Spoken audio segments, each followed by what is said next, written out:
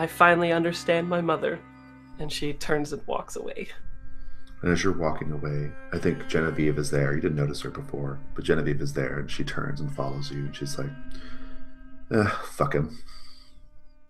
Lilith says, just as I did not remember that I could play the guitar, I think I'll remember how to kill just the same. Let's do this thing then. And you guys continue on. Margot, where do you go? Picture Margot finishes her walk through the mostly empty streets of Mercy Falls, comes walking through the parking lot, kind of circles around where all the cop cars are at the crime scene, and goes into maybe the front entrance or a side entrance to the school, and makes her way to the gym where she hears the music, seeing what is going on and who's there, especially looking for Sister Mary Edward Price, Miss Forsyth, Sheriff Nichols. I think you'll find Sister Mary Edward Price.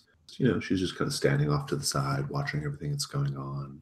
You might even hear her say something to one of the plainclothes cops, like, I just can't imagine who would want to hurt a child. Yeah, you hear Margot mutter, bitch. What do you do? Gonna scan the crowd. Do I see Austin there? You see Austin, and he's kind of looking a little dejected, right? So I'm just gonna walk through the crowd. I don't care if Sister Mary Edward Price sees me or Nichols or Forsyth, and go up to Austin, like, hey, sorry I wasn't at the trailer when you came by. Something came up, but I'm here now. He's like, yeah. I got there, and your mom was freaking out. She said she saw she didn't know what she saw, but she was freaking out. Her car was all messed up. It was crazy. What happened? Do you know what happened? No, I think that happened right after I left. You know, that nutcase, Sister Mary Edward Price, she kind of hauled me off. He's like, that's wasn't cool.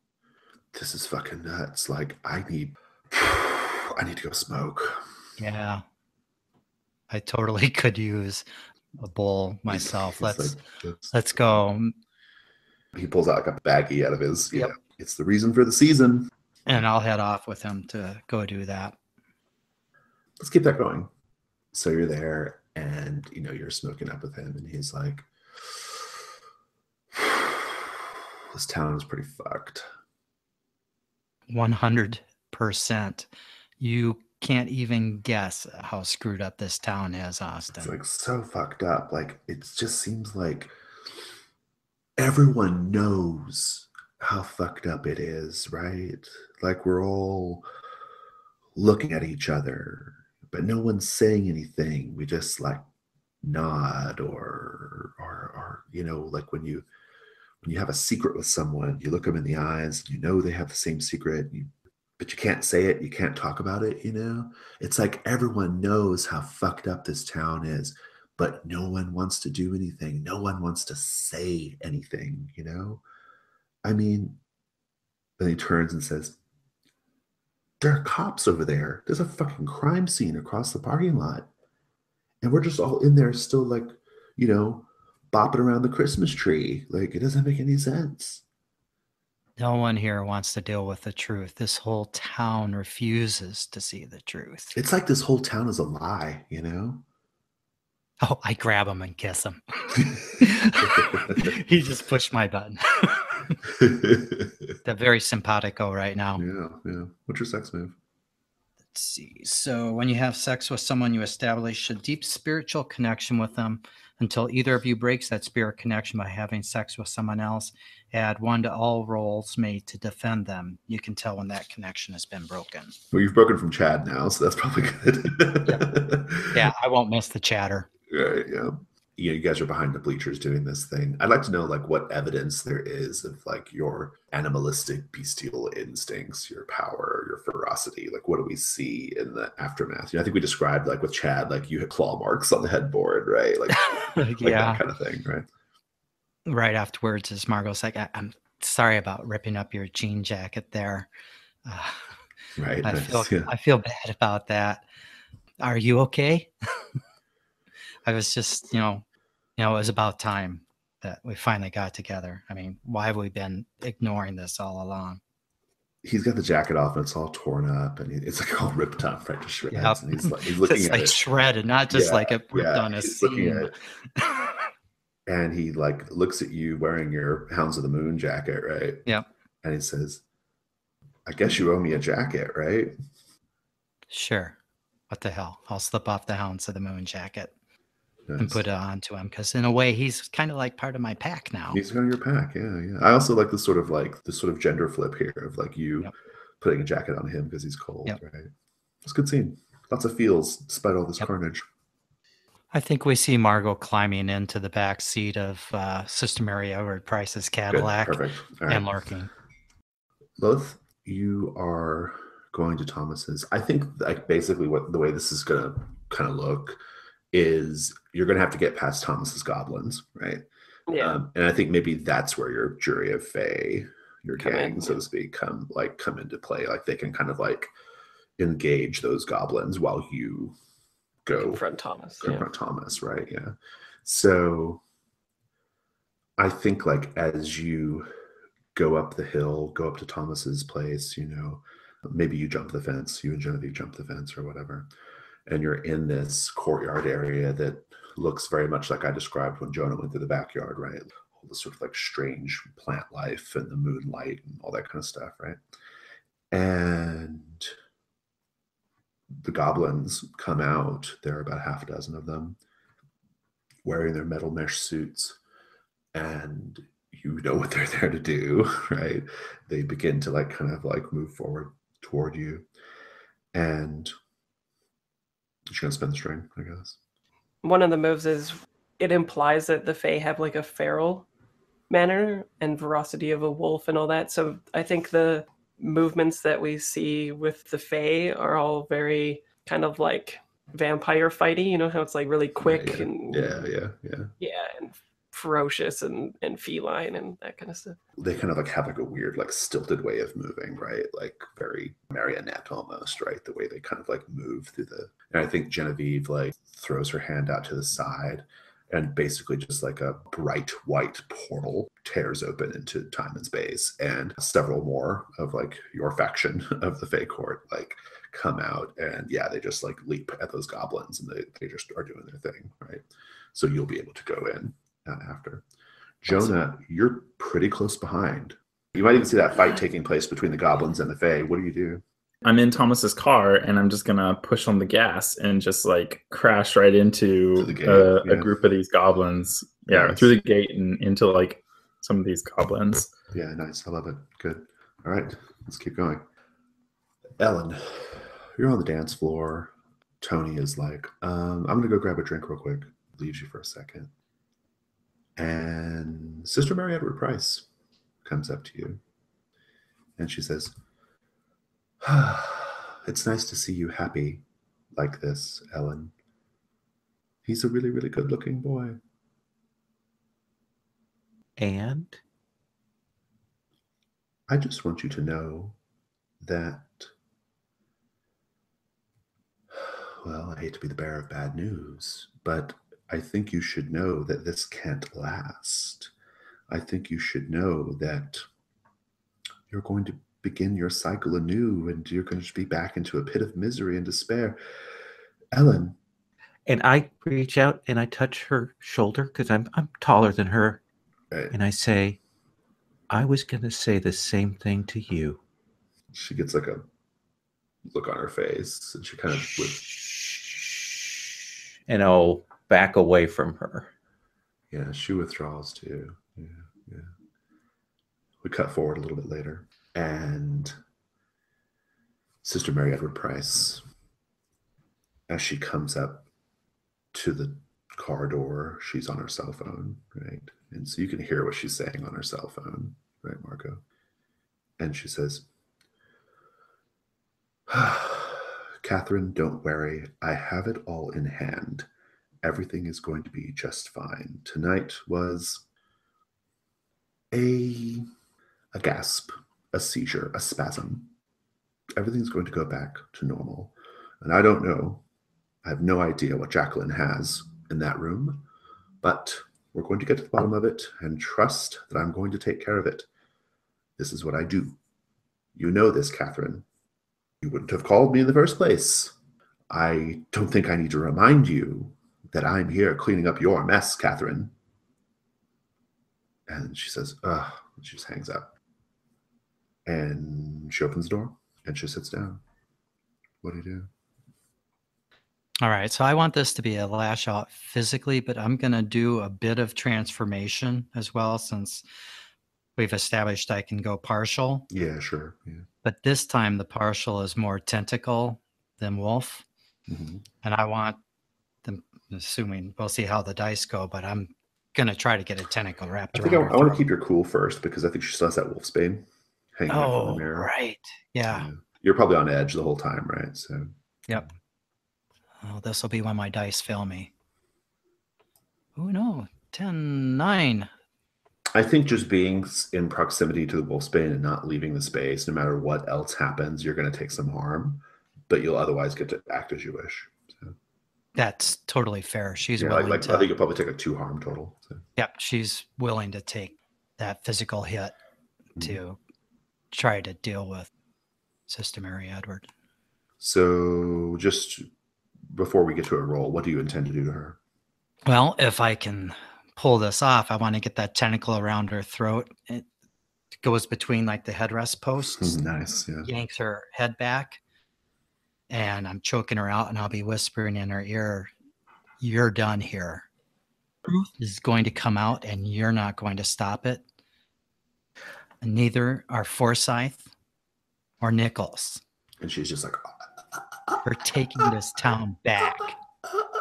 Can I have, as she's dying out, that she sees in the distance Ellen and Tony maybe standing by the school, and I'm just looking over at her as I give Tony a last kiss.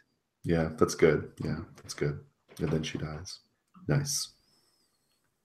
Leaning to Tony, and I say, everyone else is going to forget me.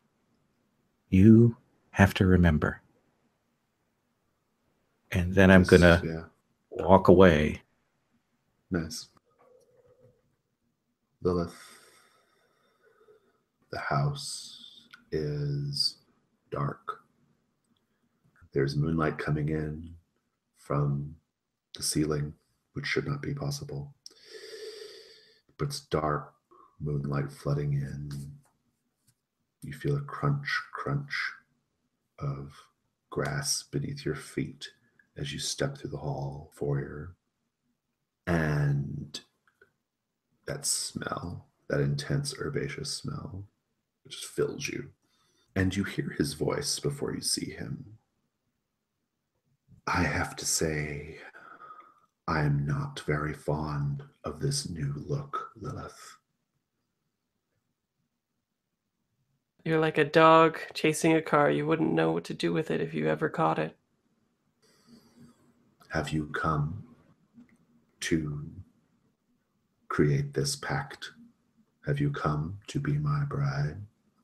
So I have an idea about this. So what is your idea? Can I send a string on him to tempt him to like underestimate me?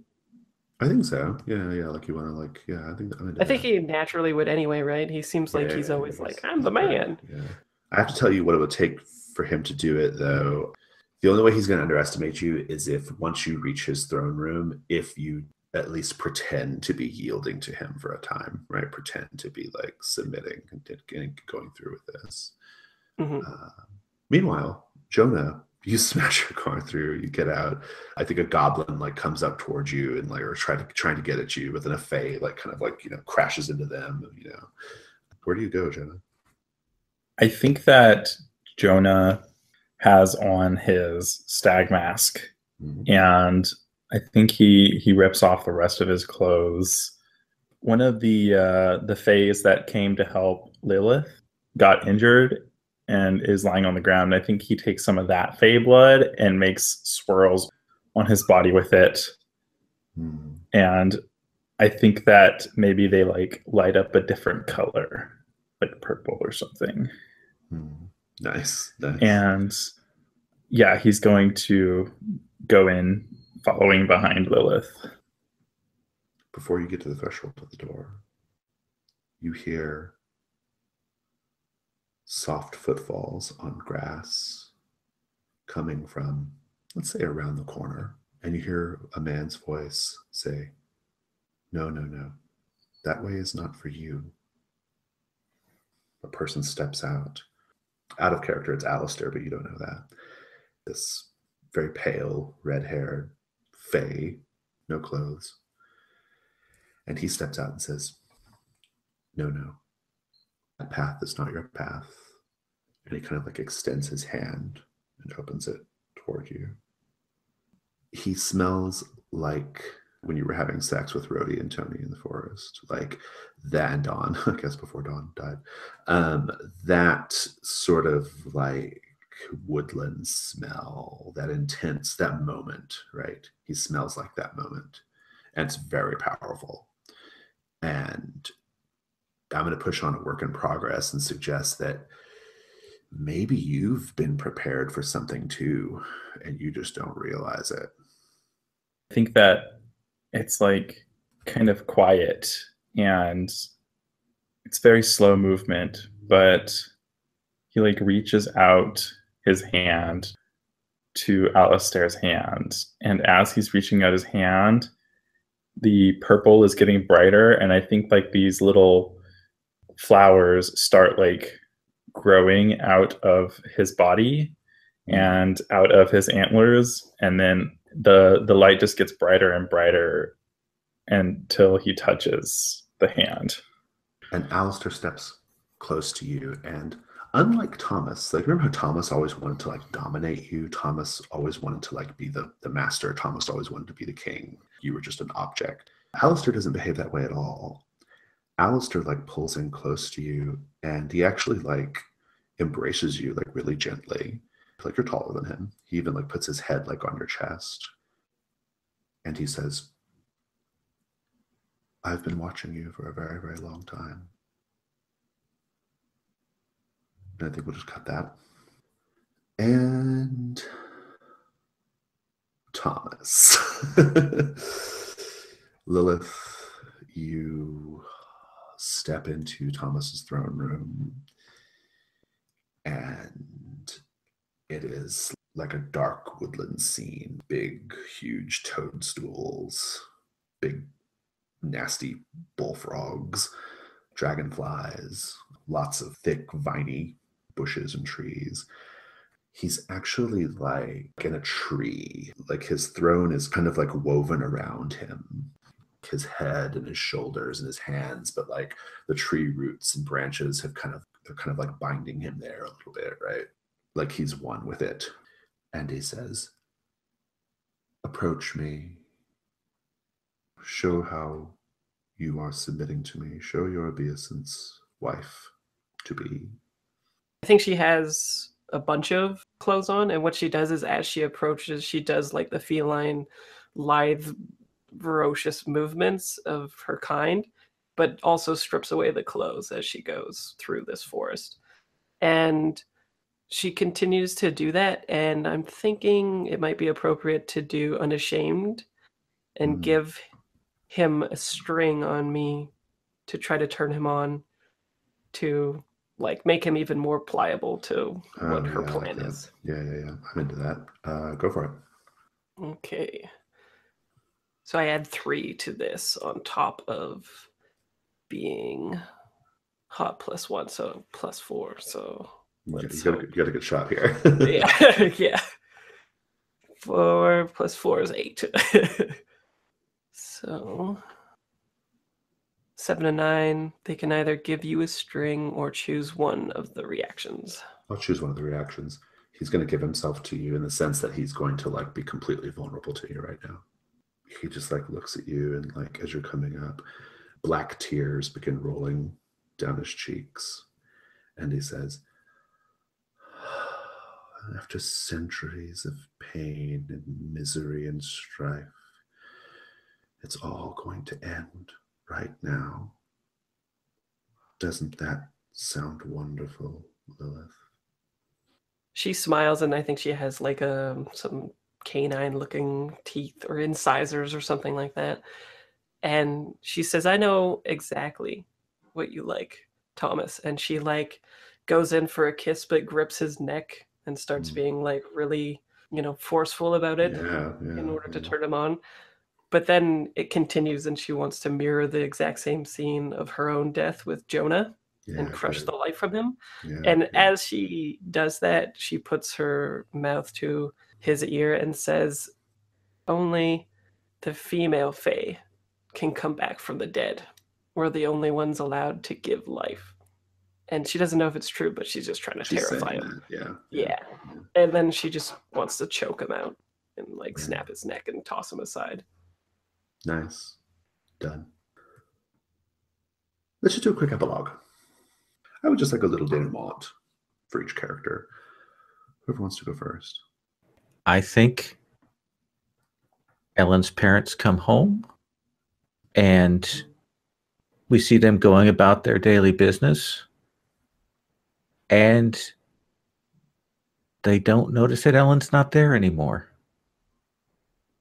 We saw Ben maybe come up and walk alongside, and that's it. Nice. Quick little montage of like, Austin and Margot, walking, holding hands, passing a joint back and forth. And then some scenes of her in the woods or whatever, looking out through binoculars at Sheriff Nichols. And then another time with her in the yard, if we realize it, Miss Forsyth's house, looking in the windows, showing that she now is trying to go after, or at least gather information about them. Yeah, about them. Good. Battle is won with the jury, and she lights Thomas's body ablaze and then uses guide and drags his burning corpse to the dark Fey realm and tosses it into the court to try to mirror that scene that she saw with them fucking up her court years back or whatever. And she says, don't ever fuck with a redhead. There's this quiet forest scene. The sun is shining. There's like God rays coming through the trees. You hear the birds chirping, and there's like butterflies flitting around, flowers in bloom. And I think that the camera like shifts focus, and you see like Jonah just sitting cross-legged on the ground, maybe like covered in like dirt and dust and stuff, with the stag skull mask on, just like sitting in the flowers.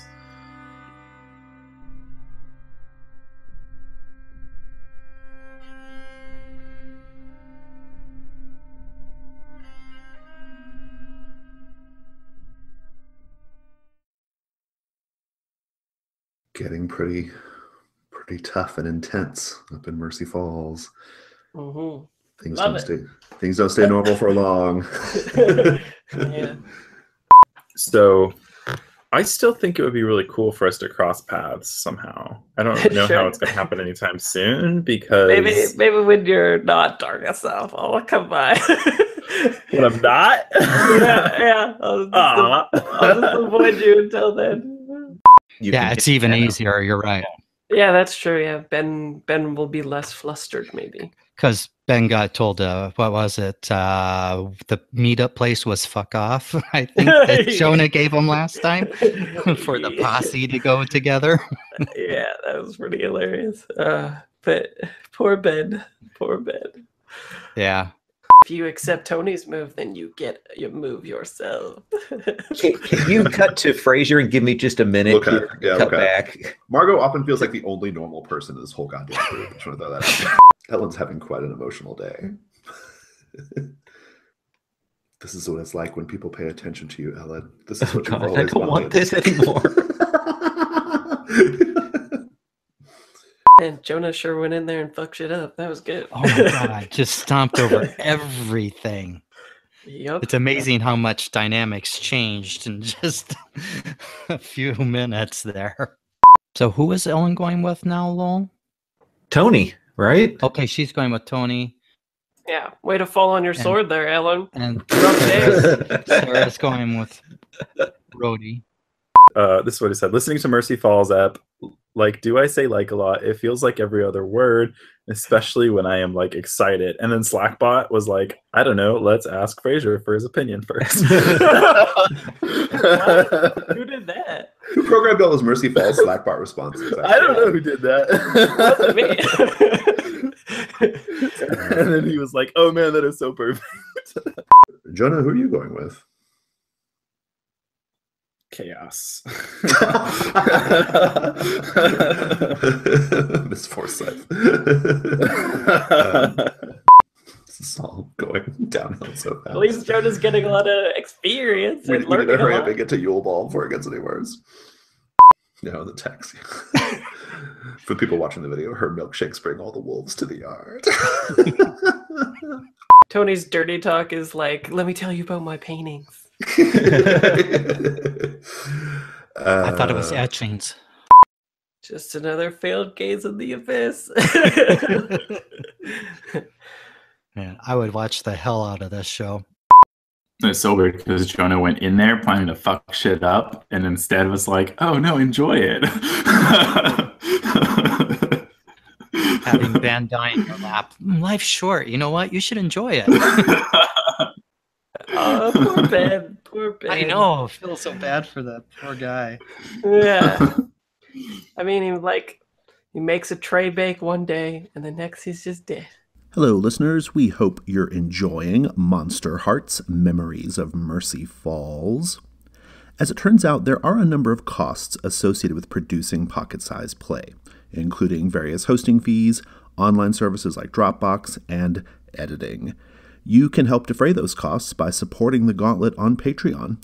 A $2 pledge goes a long way toward keeping the lights on at Pocket Size Play. And you won't just be supporting the show, you'll also get exclusive early access to each new Pocket Size Play series in its entirety that we produce. So head over to patreon.com/gauntlet and support this show today. Thanks.